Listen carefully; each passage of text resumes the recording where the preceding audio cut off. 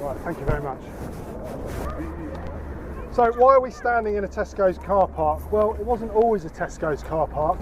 You can see, remember we've crossed over a railway bridge, and the railway tracks you can see running along the lines of those overhead cables. Beyond that is the just the end of the brownfield site that I pointed out earlier, and it moves into the industrial site which I mentioned earlier as well.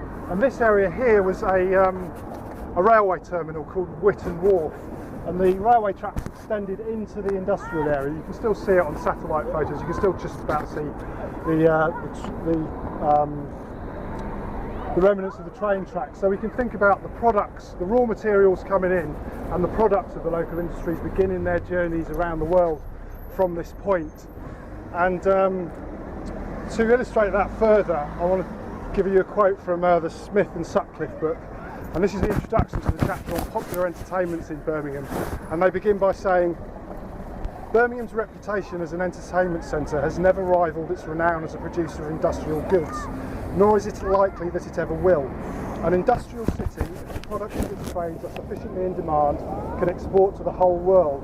But the success of such commercial entertainments as it offers will depend solely on the demand generated in the city and its immediate region.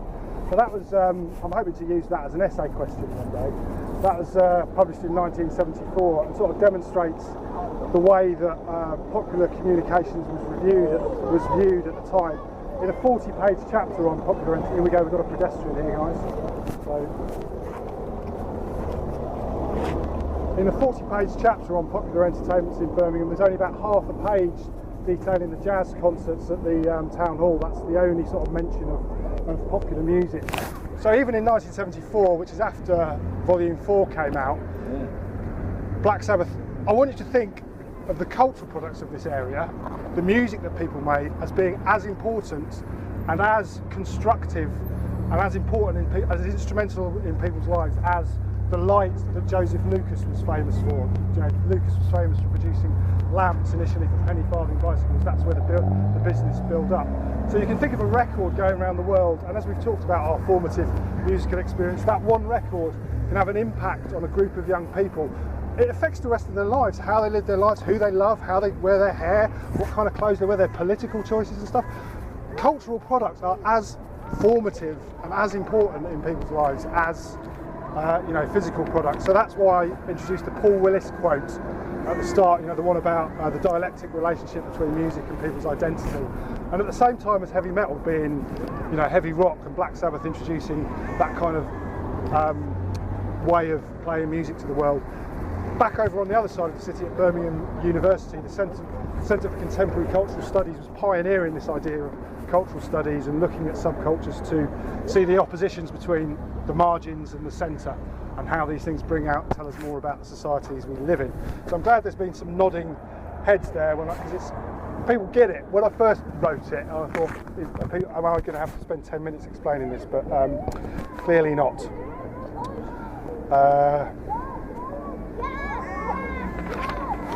Okay, that's about it for that. As I say, I'm glad you understood what I was trying to say there. I really want you to think of cultural products as one of the 1,000 trades, or interestingly 1,500 trades as it used to be written in some of the clippings that I've seen. And I like that idea that the city's now presenting itself as the home of metal and the city of 1,000 trades, but in years gone by it was the city of 1,500 trades. And surely what is a city? It's a place where there's lots of trades, but some cities bring out more of their people make choices about this kind of stuff. It's something that's policy makers decide these things. I went to Austin recently. It promotes itself as the world's capital of live music. That's such a ludicrous statement that someone's decided to make it and print it on loads of leaflets. But anyway, let's keep walking in the footsteps of Black Sabbath. Yes. Should be the world's capital of psychedelics. Well, I went to the Austin Science Festival. Did you? Yeah. Right. Saw Rocky Erickson. Did you? You know he was going to come to the Buchanan. All right. It was all up for a small academy. Oh wow. That would have saved me 700 quid on a flight. Well, yeah. For some reason he cancelled. I don't know why. But he's normally so reliable. Yeah. The consummate professional. Was he good? it was a weird experience watching him. Yeah. Because, you know, I love his solo material, and that's what I wanted, particularly the recent album. Have you got it? True Love Cast Out All Evil. No, I've heard, but is that the one that's got that, did you see the documentary? No, I haven't seen it. Oh, absolutely fantastic. And right at the end of it, because he goes through like a lot of the family dysfunction and why perhaps he ended up as he did. I mean, obviously the acid had a lot to do with it, particularly his relationship with his mother. Yeah. And then at the end, he's got picked up a guitar after 7 years, and he's obviously like, I don't know, like 90s or something like that, or maybe sort of early noughties. And then picks up a guitar and just starts playing again, and it's like yesterday. Well, I didn't get that impression at all. Really? But then again, that was live. Yeah, it's like, do I play here or not? I don't know. I'll just do one chord. And this is the place to get money. Yeah. Okay, just a quick. Excuse me. Having a quick pit stop. So who was that guy that wrote that Industrial City, yada yada? The main quote, The culture for Industrial City could never be. Smith and Sutcliffe, they're like Oxford educated historians. I've got the book in my bag actually to show you later. Okay. He used to be on the It's a real, that's a real sort of like elite. Yes. And obviously, you know, you're saying, you know, not just, well, they write specifically about Birmingham. Yes. Because, you know, like Detroit, for example, obviously knew nothing about What it had, what it was sitting on. yeah. A bit, because of course at the time it was a peripheral, disposable, transient form. You know, it's not going to matter in 10 years' time, but actually it matters even more now, 40 years maybe. Yeah. No, really interesting. But This is what it's all about, getting people thinking. I really do want to get people thinking. And it seems to work. I've never had anybody say, "What are you on about?"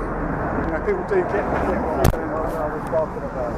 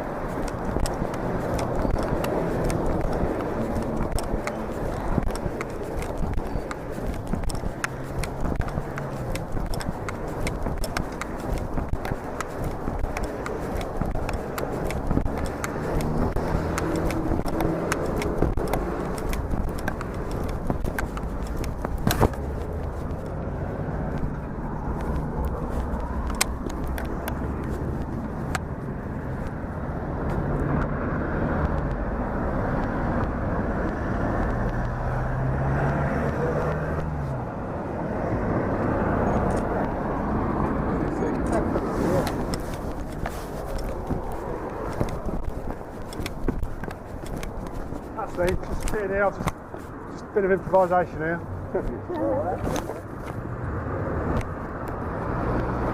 As you know, Black Sabbath recently made the headlines when their album number 13 went straight in at number 1.